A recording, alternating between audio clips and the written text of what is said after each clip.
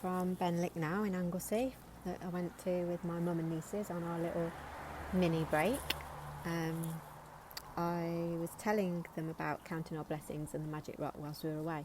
And so every night when we were playing Rummy Cub, we would go around the table and say what our magic rock of the day was. Since I've got back, my youngest niece sent me a WhatsApp message which has a picture of her notebook where she has been writing her 10 blessings every day and her rock moment. I honestly didn't think they were listening to me. I just thought they were humouring me whilst I was away. But it's so sweet that she soaked it up and has been carrying it on since she got home. The bit that's made me laugh the most though, which you'll see on the picture, was her blessings on day 1 were 1, the rain, 2, a clock, 3, the fridge, 7, her dad, which is my brother. So like with me when he was after the washing machine on my list, she's following in my footsteps, putting him after the fridge without any prompting. Just made me laugh. He's such an amazing individual. He just doesn't deserve to be behind all these kitchen appliances. So anyway, today's day 12 practice is actually about my brother because it's called Magical People Who Have Made a Difference. So he's definitely one of them in my life. So the quote goes, "At times our own light goes out and it's rekindled by a spark from another person. Each one of us has cause to think with deep gratitude of those who have lighted the flame within us." And that is by Albert Schweitzer. Every one of us has received help, support or guidance from other people at particular times in our life when we needed it most.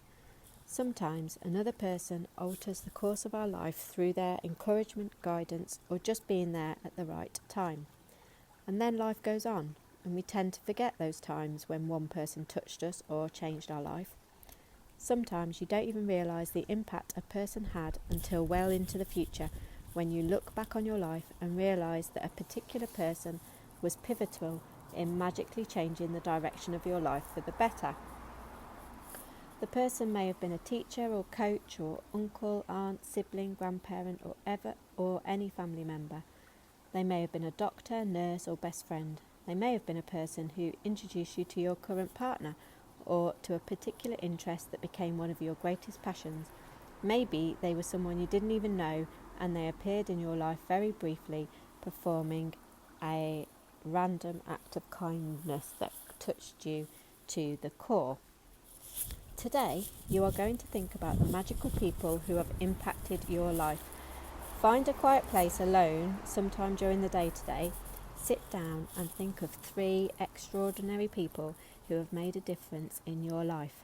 Once you have your 3 people, work with one person at a time and talk out loud to each person as though they were present, telling him or her the reasons why you're grateful to them and how they affected the course of your life. Make sure you do this magical practice with all 3 people in one session because it will take your feeling of gratitude to a far deeper level. If you split it up during the day, you will not feel the same depth of gratitude, nor will you receive the magical results. And we don't want that to stop happening, do we? It is very important that you say the reasons why you're grateful, and you can't say too much. Instead, the more you say, the more you feel, the more amazing your results will be. So, as Rhonda advised, I found a quiet place, which was earlier, so it wasn't here where the aeroplane's back out. Just give me a second.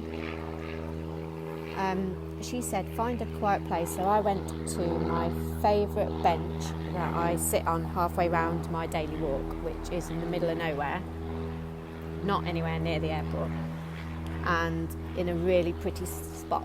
And I made a long list of all the people who have impacted my life, from my brother, my mum, other family members, to the many people from work that made the list. You'll know who you are. Also my exes that each have taught me something in my life, whether it's worked out or not. They'll know if they made the list, and they'll also know if they hadn't. But my final 3 that it came down to were a lady called Dollar, an old man on a bench, and then the last one was a toss-up between a guy I met at the top of a snowy mountain that if I hadn't have met him right at that moment, I would not have seen the Northern Lights, which was a lifelong dream of mine, and Adrian Gilpin, who founded Fearless, which I'll tell you about in a minute. So Dolla is quite a personal story, but she completely changed the direction of my life. I've always said that if ever I had a tattoo, it would be of a dollar sign because of her. But I don't ever want it to look like I'm a money grabber, so I've never got round to having it done. But she was someone who entered and left my life so briefly, but without a doubt has had the biggest impact on where I am today. The second one was Fearless, which was Adrian. I never met him. He was just the name associated with it, he was the founder of the work program called Fearless that changed the way I approached obstacles in life, not just work, it was life as well, and I loved it so much I became a Fearless facilitator and brought it into other people's lives, which some of you might remember doing with me. And then finally, the old man on the bench story was a complete stranger. I met him for about 20 minutes max, and yet his words of wisdom have shaped my life from that day. My heart was absolutely broken. I was sobbing and I just had to get out, and I walked and walked, and I came across this rose garden in Southsea, and I sat on a bench. It was so beautiful where it was, but I just sat and I cried, and I just didn't care who saw me. Then the park keeper, after about 10 minutes or so, just came up and sat next to me, and he didn't say a word. He just put a box of tissues down in between us. And we sat in silence. He didn't leave, he just sat there. It felt like half an hour, but I'm sure it wasn't that long.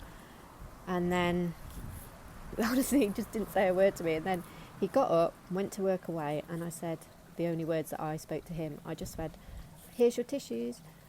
And he said, "They're yours to keep. You just take care." He said, "You're a young girl, and I promise you that when you get to my age, whatever you're crying over, you'll look back and it'll be so insignificant, you'll wonder what all the upset was about." He then took a couple more steps and turned round and he said, "It's about a man, isn't it? You'll learn we're not worth the tears, dear."